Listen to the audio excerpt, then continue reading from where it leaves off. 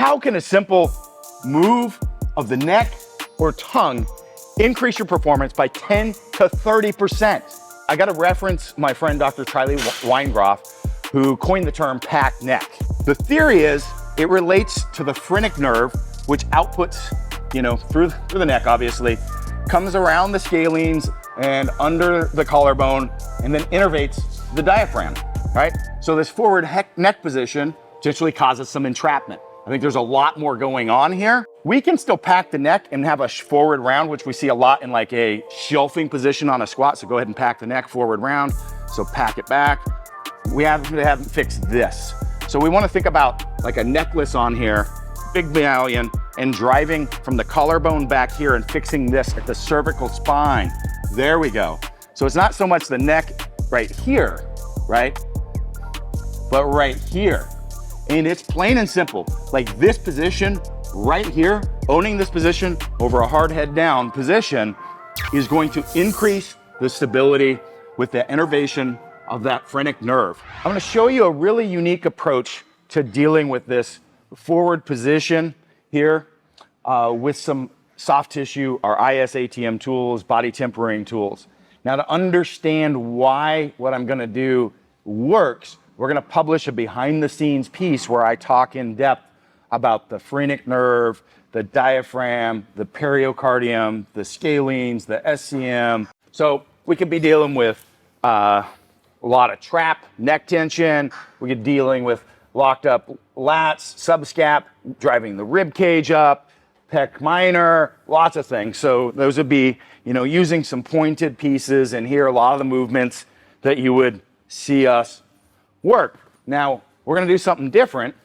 And you go like, why would this have an impact? And it can be pretty amazing because it'll end up changing posture, breathing patterns, height of an individual, as well as their nervous system state, like just going into a very relaxed state. So roll this, you're gonna roll this onto your rib cage. I'll just have Kyle show how we would do it. And then we're gonna roll it right up there and then just let it sit.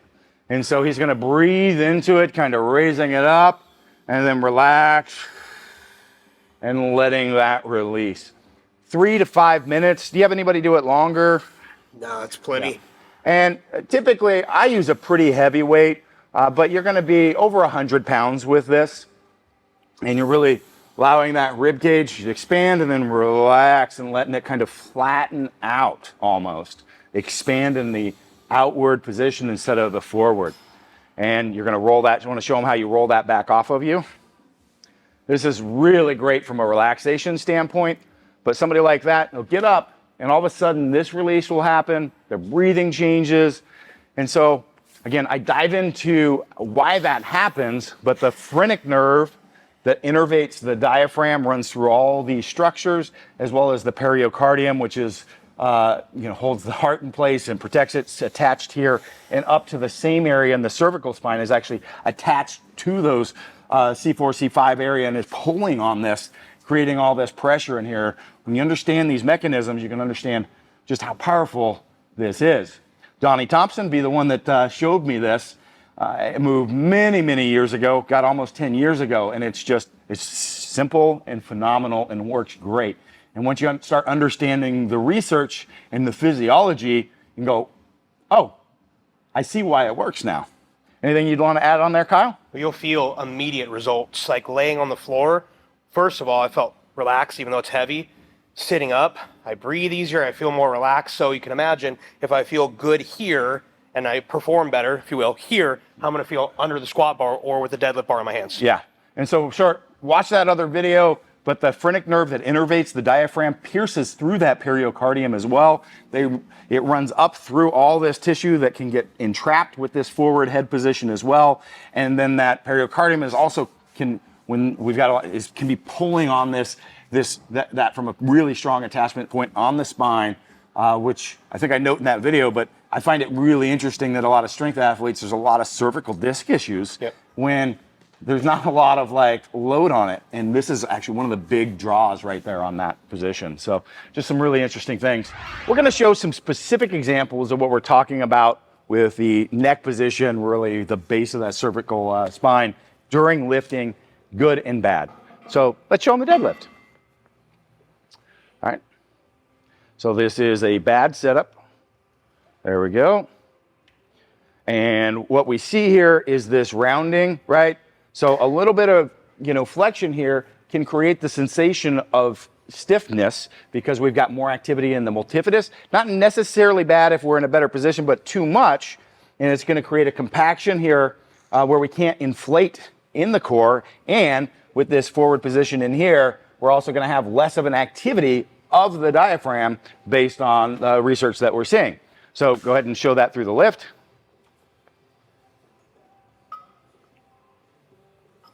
Boom. That's what that would look like. Let's show a correction. There we go. So you still got the same hip position. Good. And through. Boom.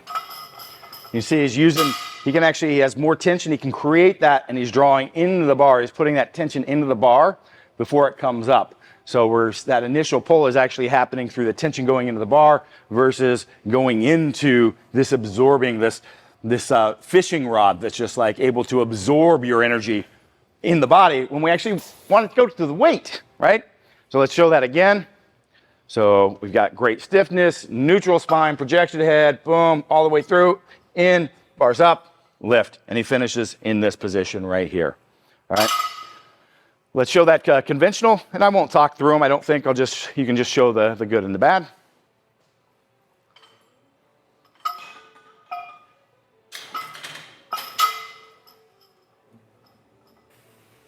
All right. And there we go. Correction. There we go.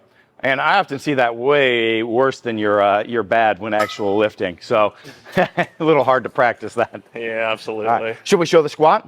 Absolutely. Let's get into it. In the squat, we see this happen for two reasons. One, mobility issues. That can be a driver. We talked about that in a separate video on soft tissue. The second being the bar wanting to slide off the back. So people create a shelf for it. No, get a good quality squat bar like the Kabuki squat bar. The Duffalo bar can take that even further, or the transformer bar. But let's go ahead and show this setup with the bad position, with the rounding, the shelving. Again, mobility restrictions are just like thinking that bar is going to roll off your back because you don't have the right equipment, maybe.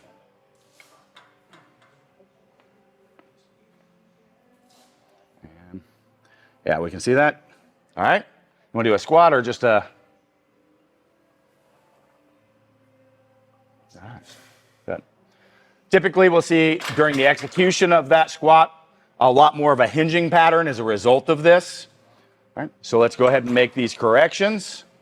So we're going to go ahead and push that clavicle into the back. There we go. And you can see that bar's driving this way into him. And he still has a great place for the bar to sit. Great knurling on here, so it's not going to slide anywhere. Hint, hint. And squat. Boom. Same position all the way through. We've got maximal diaphragm, activity, stability, all the resources to be able to put all of our power to this bar and no energy loss in our fishing pole either.